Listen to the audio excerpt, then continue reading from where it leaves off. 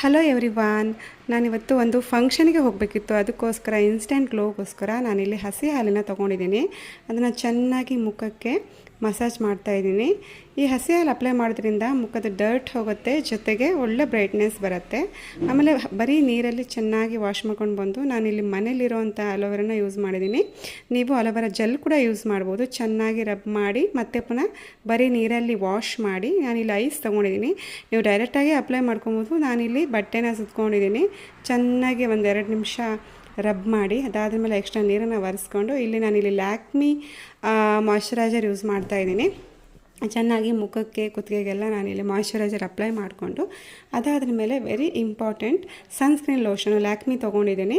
So ಸನ್ expose ಆಗೋ ಜಾಗದಲ್ಲಿ ಮುಖಕ್ಕೆ ಕುತ್ತಿಗೆಗೆ ಚೆನ್ನಾಗಿ ಎಲ್ಲ ಕಡೆ ಅಪ್ಲೈ ಮಾಡ್ಕೊತಾ ಇದ್ದೀನಿ.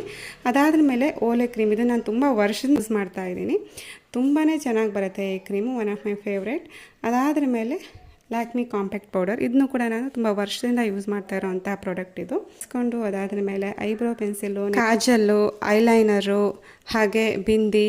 ಸೊ ತುಂಬಾ ಸಿಂಪಲ್ ಇರುತ್ತೆ ನನ್ನ ಮೇಕಪ್ಪು. ಇಲ್ಲಿ ನಾನು ಫೌಂಡೇಶನ್ ಎಲ್ಲ ಯಾವಾಗಲೂ ನಾನು ಯೂಸ್ ಮಾಡೋದಿಲ್ಲ, ತುಂಬಾ ರೇರು. ಅದಾದ್ರ ಮೇಲೆ ಹೇರ್ ಸ್ಟೈಲು ಅಷ್ಟೇ ನಂದು ತುಂಬಾ ಸಿಂಪಲಾಗಿರುತ್ತೆ. ಸೊ ಹಾಗೆ ಅದು ಅದ್ರ ಮೇಲೆ ನಾನು ಮ್ಯಾಚಿಂಗ್ ಇಯರಿಂಗ್ಸ್ ಹಾಕ್ಕೊಂಡೆ. ನೆಕ್ಸ್ಟು ಮ್ಯಾಚಿಂಗ್ ಬಳೆ ಎಲ್ಲ ತಂದಿರಲಿಲ್ಲ ನಾನು, ಬಟ್ ಇದು ವಾಚ್ ಹಾಕ್ಕೊಂಡು ಒಂದು ಬ್ರೇಸ್ಲೆಟ್ ಇತ್ತು ಗೋಲ್ಡು ರೀಸೆಂಟಾಗಿ ತೊಗೊಂಡಿದ್ದು, ಅದನ್ನು ಹಾಕ್ಕೊಂಡೆ. ಸಿಂಪಲ್ ಲುಕ್ ಅಂತ ಹೇಳ್ಬೋದು. ಸೊ ನೆಕ್ಸ್ಟ್ ದುಪ್ಪಟ್ಟ ಹಾಕ್ಕೊಂಡು, ಸೊ ನೆಕ್ಸ್ಟ್ ಸ್ಲಿಪ್ಪರ್ ವೇರ್ ಮಾಡಿಕೊಂಡು ಮಗನ ಜೊತೆ ನಾನು ನನ್ನ ಮಗ ಹೋಗಿದ್ವಿ. ಹಸ್ಬೆಂಡ್ ಬಂದಿರಲಿಲ್ಲ, ಬೇರೆ ಕೆಲಸದ ಮೇಲೆ ಹೊರಗಡೆ ಹೋಗಿದ್ರು ಅಂಥೇಳಿ. ಆ್ಯಂಡ್ ಅಲ್ಲಿ ಫಂಕ್ಷನಲ್ಲಿ ನಮಗೆ ಜಾಸ್ತಿ ಏನು ಶೂಟ್ ಮಾಡ್ಕೊಳಕ್ಕೆ ಆಗಿಲ್ಲ.